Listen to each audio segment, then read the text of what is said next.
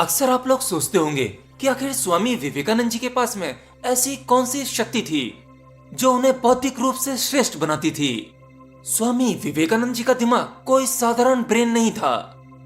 तो स्वामी जी के ब्रेन की जो क्षमताएं थी, इस प्रकार का ब्रेन भला कौन नहीं पाना चाहता। तो इसी के चलते मेरे पास बहुत सारे कमेंट्स आते हैं जिसमें आप लोग पूछते हैं कि क्वेश्चन वर्ल्ड, क्या कोई ऐसा ध्यान, ऐसा योग या कोई ऐसा तरीका हो जिससे हम अपने ब्रेन को स्वामी जी जैसा कर सकें। या असल में स्वामी जी किस प्रकार का ध्यान करते थे, उनकी साधना क्या थी, आखिर वो कैसा योग करते थे। तो फ्रेंड्स, आज का ये वीडियो एंड तक देखना। ये वीडियो आपके लिए और स्टूडेंट्स के लिए बहुत इंपॉर्टेंट होने वाला है। तो पहले जान लेते हैं कि स्वामी विवेकानंद जी कौन से प्राणायाम करते थे जिससे उनकी बुद्धि इतनी तेज हो सकी। देखिए, स्वामी विवेकानंद जी मुख्य रूप से 3 प्राणायाम करते थे और वही 3 प्राणायाम वे अपने भक्तों को भी बताते थे। जिसमें सबसे पहला प्राणायाम था गहरी श्वासों की लयबद्धता। श्वास ऐसी नहीं जैसी आप नॉर्मल लेते हो। नॉर्मल जिस प्रकार की श्वास आपकी चल रही है, जैसी चल रही है, इसकी वजह से आपका जो अस्तित्व है वो आप हो। मतलब आपकी उस सांस के रिदम की वजह से आपको जैसा होना चाहिए आप वैसे ही हो, रोगी, स्वस्थ, इंटेलिजेंस जैसे भी हो। लेकिन अगर आप अपनी श्वास पर थोड़े से प्रयोग कर लो और इस श्वास को डीप ब्रीदिंग में यानी एक रिदमिक तरीके से लो, थोड़ा अपना होश जोड़ कर लो, तो आपकी इस प्रकार की श्वास आपके पूरे अस्तित्व को पलट कर रख सकती है। आपको शारीरिक और बौद्धिक तल पर बहुत जबरदस्त फायदे होंगे।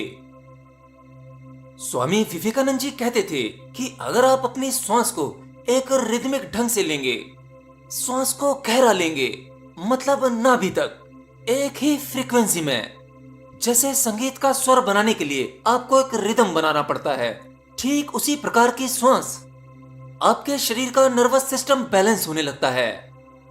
या योग की भाषा में कहूं, आपकी इनर क्लीनिंग होने लगती है। इस गहरी लयबद्धता वाली श्वास से आपको मुख्य रूप से 3 फायदे होते हैं। पहला फायदा आपको शारीरिक रूप से होता है। आप शारीरिक रूप से स्वस्थ होने लगते हैं। आपको अच्छी और गहरी नींद आने लगती है। और याद रखना, अच्छी नींद आने से आपकी वैसे ही काफी बीमारियां ठीक हो जाती हैं। इसीलिए जब आप डॉक्टर से मिलने जाते हैं तो वो आपकी नींद के बारे में जरूर पूछता है कि आपको नींद कैसी आ रही है। और डॉक्टर की ज्यादातर दवाइयों में नींद का असर होता है। वो दवाइयां आपको केवल नींद में ले जाती हैं, बाकी रिपेयर करने का काम तो आपका शरीर ही करता है। आपका शरीर स्वयं ही डॉक्टर है। एनीवे, तो ये तो था पहला फायदा।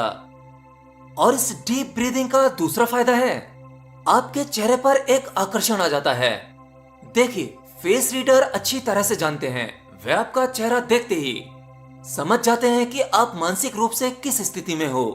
आपके चेहरे की वो बारीक लकीरें, आपकी आंखें, आपके गाल, आपके लिप्स, इन सब की रेखाएं और इनकी जटिलता सब कुछ बयां करती है।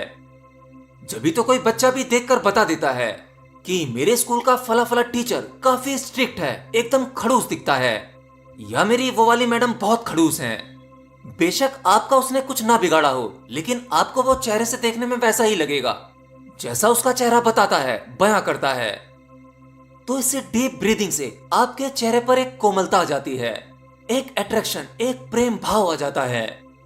आपके चेहरे से ही आपका व्यक्तित्व आकर्षक लगने लगता है। और स्वामी विवेकानंद जी का व्यक्तित्व बहुत ही आकर्षक था। उनके चेहरे पर वो तेज, वो अट्रैक्शन था कि लोग उनकी तरफ खींचे चले जाते थे। उनकी आंखें मानो लोगों को हिप्नोटाइज कर देती थीं। तो लंबे समय तक डीप ब्रीदिंग का प्रयास करने के बाद आपका व्यक्तित्व आकर्षक होने लगता है। और इससे तीसरा फायदा जो होता है वो आपको भीतरी रूप से मिलता है, यानी आप मानसिक रूप से शांत होने लगते हैं। अब किसी भी प्रकार की परिस्थितियां आपको डिसबैलेंस नहीं कर सकती। आप हर एक चीज को बड़े शांति से देखते हैं। आपकी बातें मधुर होने लगती हैं, कोमलता आ जाती है। और दूसरा प्राणायाम जो स्वामी जी करते थे वो है नाड़ी शोधन, जो आपके शरीर की सभी नाड़ियों को शुद्ध करता है। जब आप अपने राइट साइड के नोस्ट्रल को बंद करके लेफ्ट नोस्ट्रल से सांस लेते हैं और श्वास को गहरा लेते हैं, और फिर लेफ्ट नोस्ट्रल को बंद करके राइट साइड से श्वास को निकालते हैं, यानी अनुलोम विलोम। इससे आपके ब्रेन की सोए हुए तंतु सक्रिय होने लगते हैं और आपके शरीर और ब्रेन में शक्ति या कहें ऊर्जा का प्रवाह तेज हो जाता है, जो आपको शारीरिक और मानसिक रूप से एक ऊंचे स्तर पर ले जाता है। और हाँ, स्वामी जी के ये तीनों प्राणायाम कोई भी व्यक्ति कर सकता है, इसके कोई नुकसान नहीं है। अगर कोई व्यक्ति बीमार भी है तो भी इसे कर सकता है, उल्टा बीमार व्यक्ति को उसकी बीमारी में इसे फायदा मिलेगा। और अब स्वामी जी का तीसरा प्राणायाम। आपको अपनी नाक के दोनों नोस्ट्रिल से गहरी सांस लेनी है। ये सांस आपको 4 सेकंड तक लेनी है। 4 सेकंड में आप अपने भीतर जितनी सांस भर सकते हैं उतनी भर लो और इसे 16 सेकंड तक रोकने का प्रयास करना है। 16 सेकंड रोकने के बाद उस सांस को 8 सेकंड के भीतर छोड़ना है, यानी 4, 16, 8।